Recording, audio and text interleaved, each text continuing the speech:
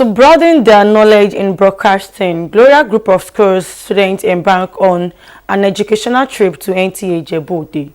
Zainab Bokwengi reports that the excursion is aimed at offering a practical exposure and guidance for the students in their chosen career as broadcasters. The report.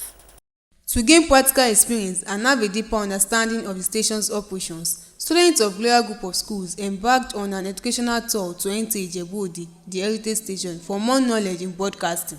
During the tour, the administrative officer, Mr. Nta enlightened the students about the operations in the station. The engineering personnel also taught them the basic rudiments of transmission as well as operations in both the studio and the control room. The administrative department is the backbone of any organization.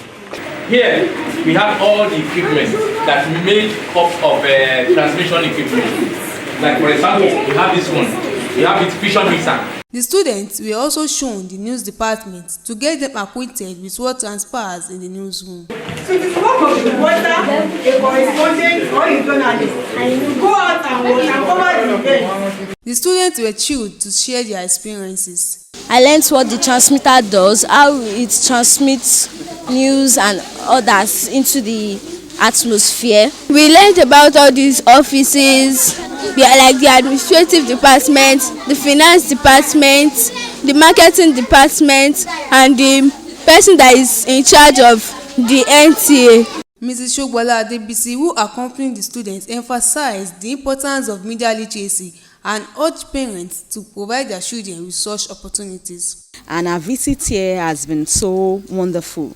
The students has been able to know how programs are being transmitted on TV stations. They've been shown around everywhere how it works, how it's been transmitted, the various departments in the TV stations. In all, they all agreed that the excursion was a resounding success that will leave a lasting impact on the students and also inspire them to pursue their passions in broadcasting.